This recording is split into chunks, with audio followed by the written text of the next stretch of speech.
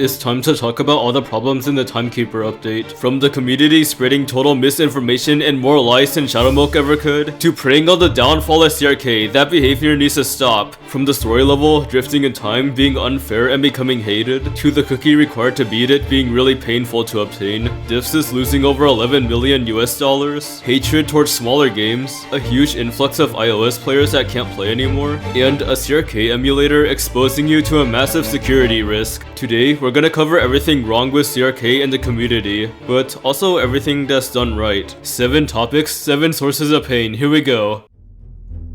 First of all, a ton of players have been claiming that Devsis is bankrupt. Tons of TikTok posts, tons of Twitter posts and comments claiming the same thing. You know why calling Devsis bankrupt is a complete lie? Cause first of all, they're very far away from being bankrupt. Second of all, financially struggling does not equal bankruptcy. And third, if they were bankrupt right now, CRK wouldn't be playable. If they were actually bankrupt, CRK would literally be shut down, end of service. However, you can literally open up the game right now and play it. Devsis is fine, they're struggling but they're fine. This bankruptcy misinformation has spread like the plague. Not even Shadow Milk can spread a lie this hard. So, where did the source of all this stem from? Well, it's widely known that Devsis is struggling financially after they lost around 11 million US dollars for the first 3 months of 2026. Not bankruptcy, by the way. My previous video went into detail about their financial struggles, and it was the big video that spread awareness on YouTube. However, if we open up his transcript and search for the word bankrupt, it's literally not there. So, where did this lie come from? Who knows? It's gonna be a mystery.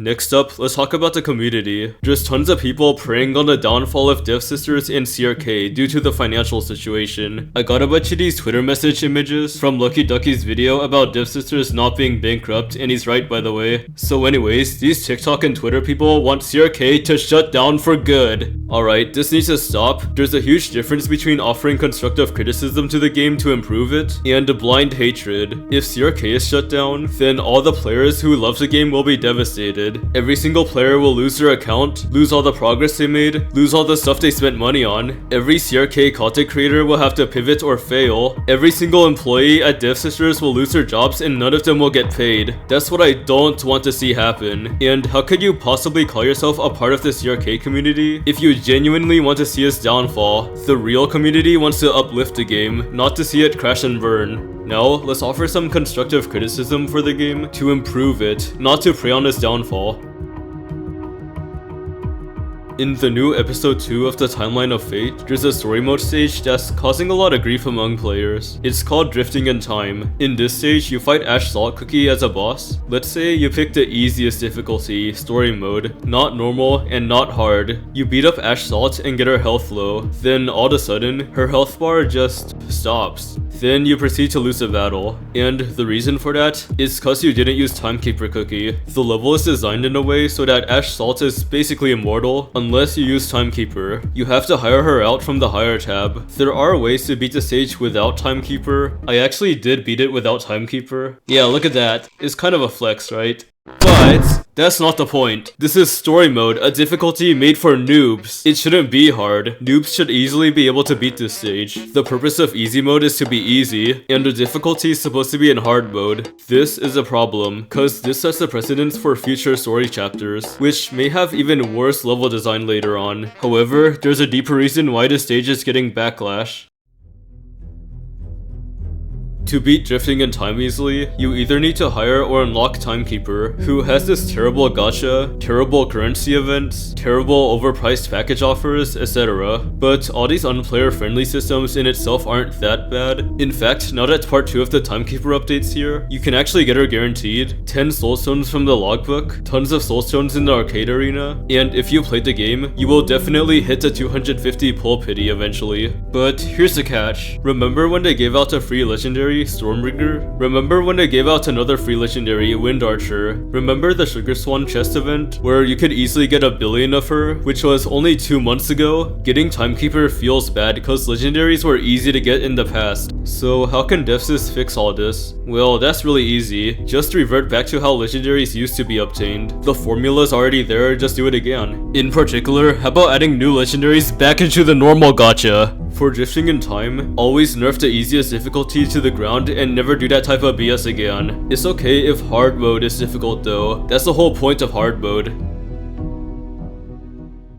Next, let's talk about Devsis financially struggling due to all the games they're releasing. Yeah, Oven Smash was a fail, and it was one reason why they lost so much money. However, people have been saying they should completely shut down Oven Smash, along with Witch's Castle, Towers of Adventures, etc. And I straight up don't agree with that. There's still plenty of people who play those games, and they shouldn't have the rug pulled out from under their feet. Imagine if CRK or Oven Break were shut down to save costs. How would you feel about that? The only game I could see rightfully getting shut down is Puzzle World, since it's a match 3 game. Witch's Castle is a match 3 game. Witch's Castle outclasses it, and is pretty unpopular. But for all the other games, these should not be shut down, it's too late. Instead, there's a better solution for this. Devsis can slow down, pause and shelf, or stop future games. Future games could be slowed down before it's too late.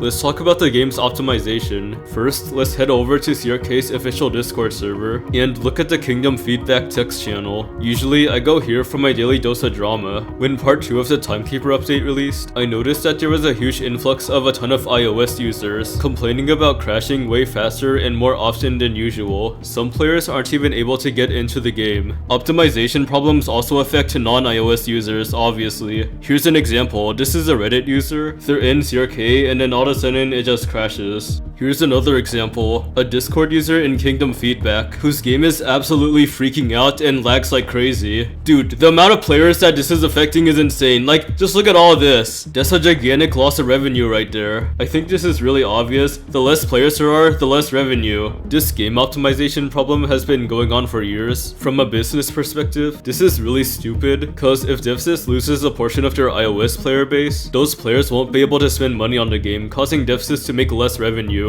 If they want to get out of their poor financial situation, wouldn't they try to improve the game's performance for everyone? The solution for this would be sitting down, pausing for a moment, and actually taking the time to review the game's code, instead of pumping out more high rarity cookies on a time crunch in a rush.